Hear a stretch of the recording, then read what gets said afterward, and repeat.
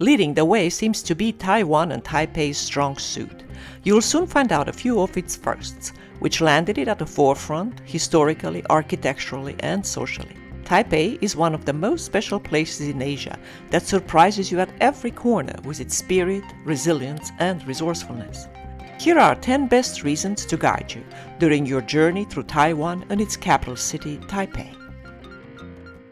Reason number 1. Monuments.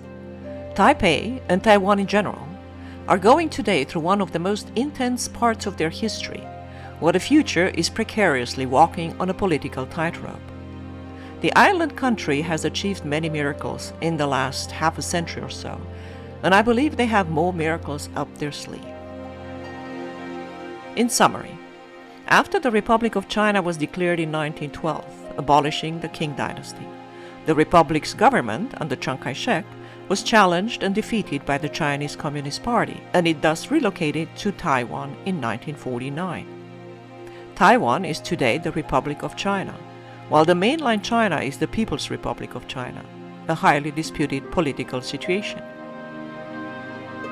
Against all odds, Taiwan has not only maintained its position, but it also prospered, and over time relaxed its stance on civil liberties more than many, or I dare say, more than all Asian countries or territories.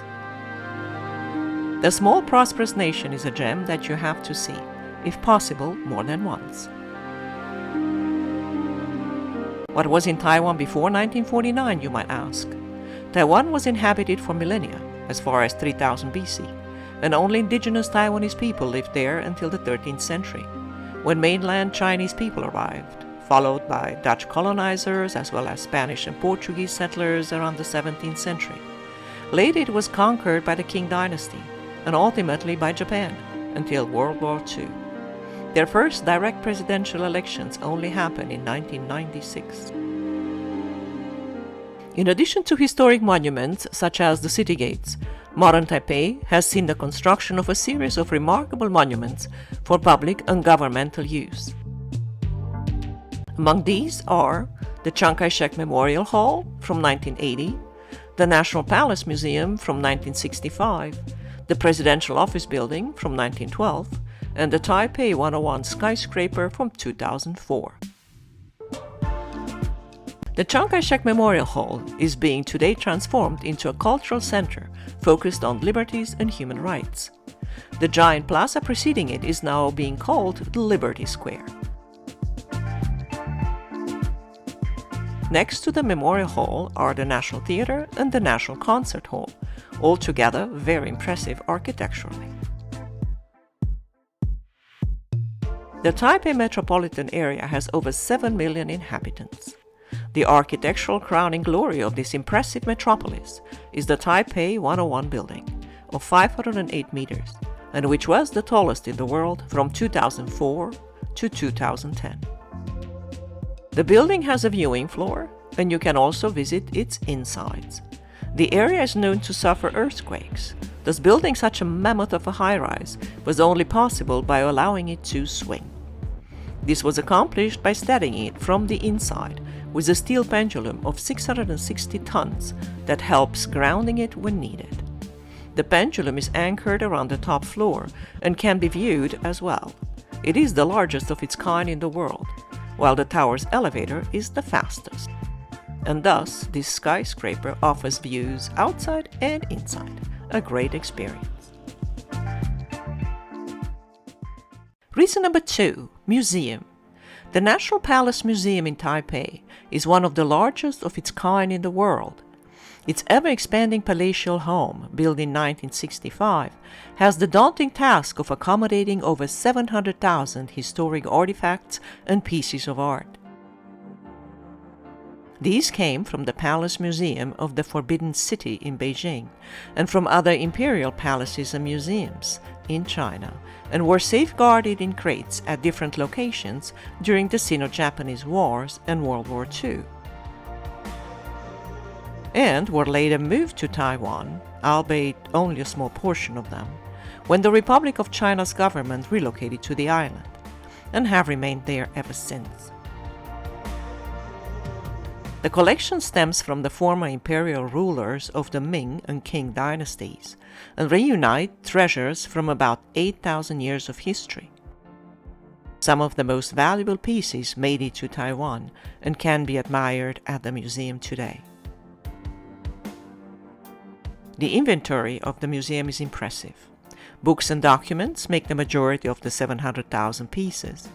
These are joined by thousands of ceramics, jades, bronzes, paintings, tapestries, calligraphy works, and too many others to mention. Jade pieces like the jadeite cabbage are crowd favorites, as well as ceramics and paintings of great significance to China and to Asia's history overall. Reason number 3, temples. Taiwan's constitution ensures its people's freedom of religion. Religion occupies an important part in their daily lives, in their culture, and in the traditions of the island. 2/3 practice Buddhism and Taoism with a Confucian philosophy, while the remaining are mostly non-religious or belong to other creeds. Before the 17th century, the ancestors of the local population, called Taiwanese Aborigines, practiced animism, a belief where everything in the world is thought to have a soul. The island has no less than 15,000 places of worship, about one per each square kilometer, more than most Asian countries. You are bound to visit a few. Here are some examples of outstanding temples. The Bangka Lungshan Temple, built by Chinese settlers in 1738, and which reveres Chinese folk deities.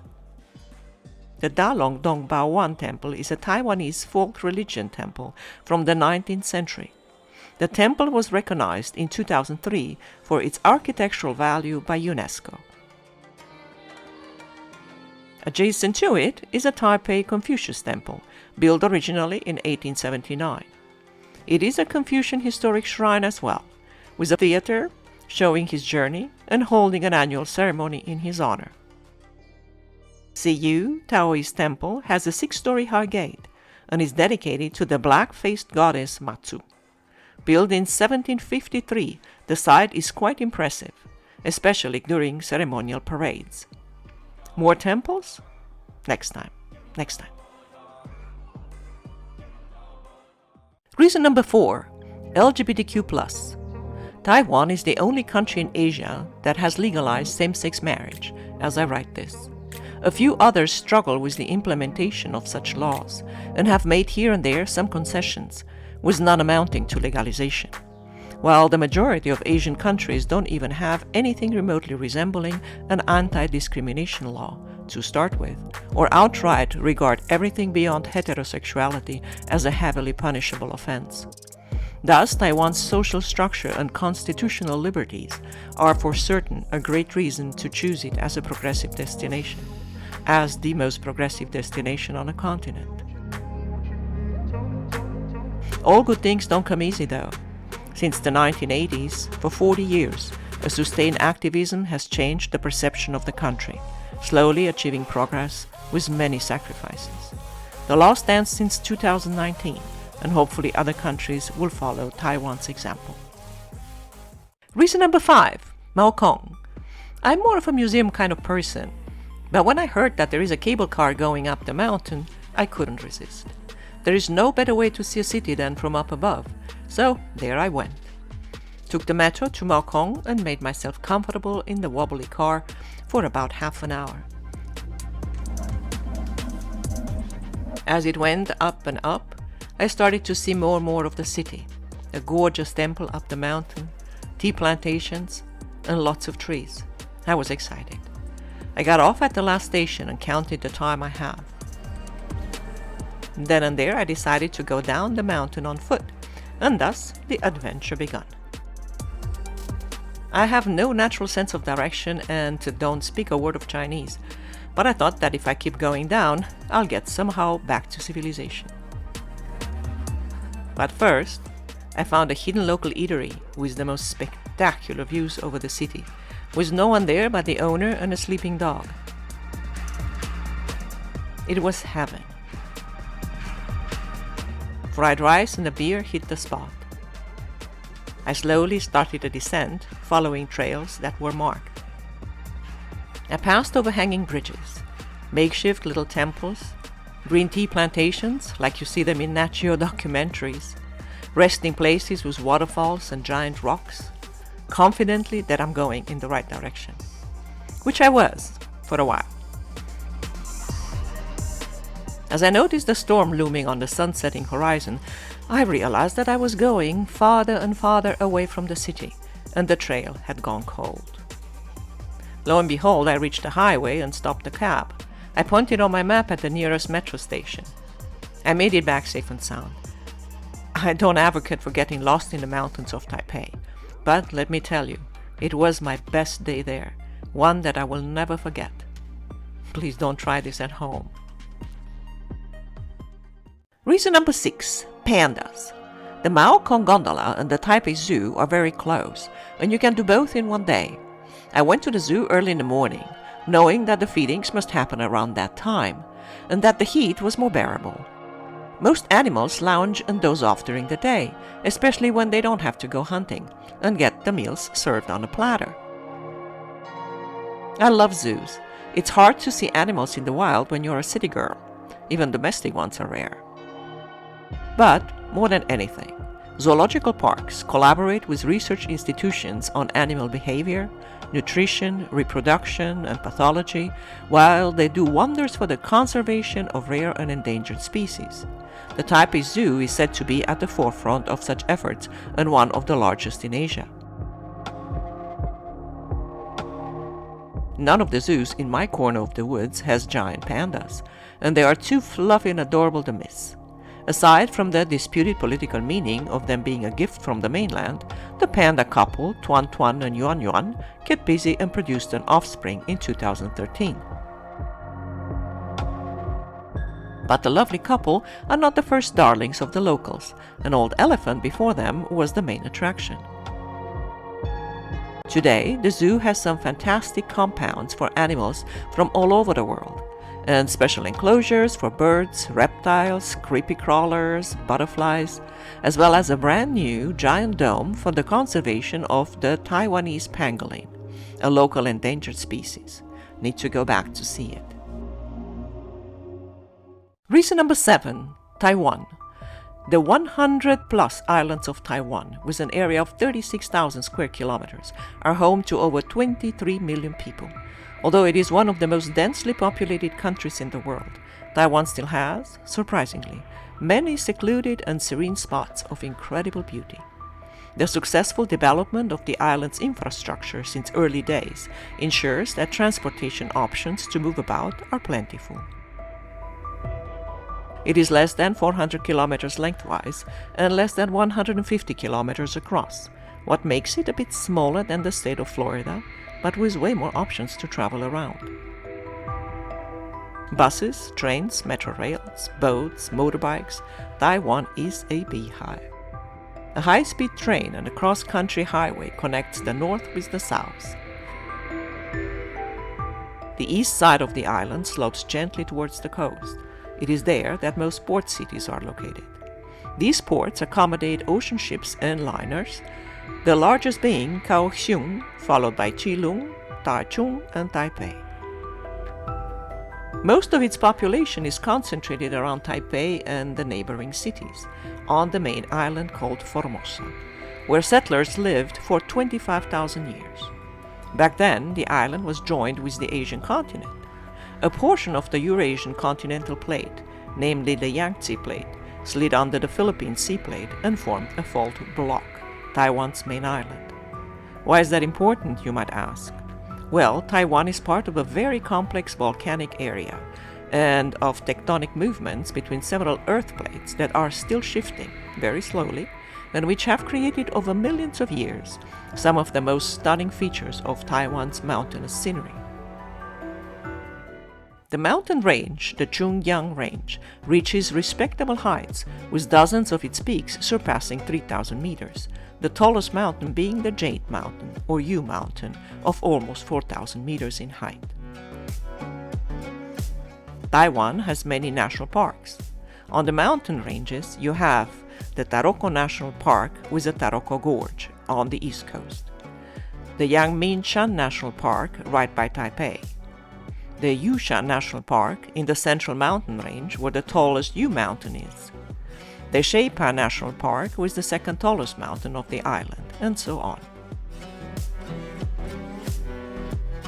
Near the sea, you can visit the Yilyu Park, where the mountain meets the sea, the Taijiang National Park, a seaside park with salt flats, the Kenting National Park, at the southern tip of Taiwan with stunning beaches, the Laomei Green Reef, formed by volcanic eruptions, the South Penghu Marine National Park, with beaches, water sports, and whales and dolphins watching, the Waiao Beach for surfing, with Turtle Island in the distance, and other parks on smaller islands. Compared to its size, Taiwan has a respectable number of rivers, all flowing down from the mountains, forming a great number of waterfalls on the way.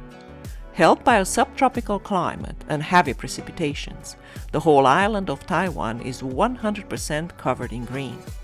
These gorgeous jungles and woodlands, depending on the elevation, start with palm trees and bamboo forests, followed by cedars, cypress, junipers, maples, rhododendrons, and ultimately topped by coniferous forests. I wish I could be a drone and scour these areas for waterfalls. Reason number 8, Jufen.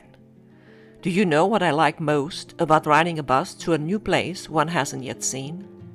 It's the big windows, the slower pace, and the higher vantage point from where you can observe everything there is between your point of departure and your destination. I love connecting the dots.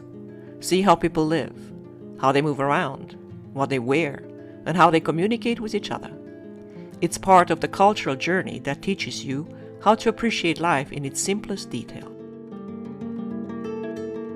In the 1 hour it took me to get to Jufen from Taipei, I met a side of Taiwan that you don't get to witness while navigating among tourists and city folk. You could almost touch the weathered old buildings of a countryside that has not kept pace with the inner city. That side of a destination that is not photographed and which makes you feel uneasy for riding in a glass bubble. And I promised myself to go even slower next time.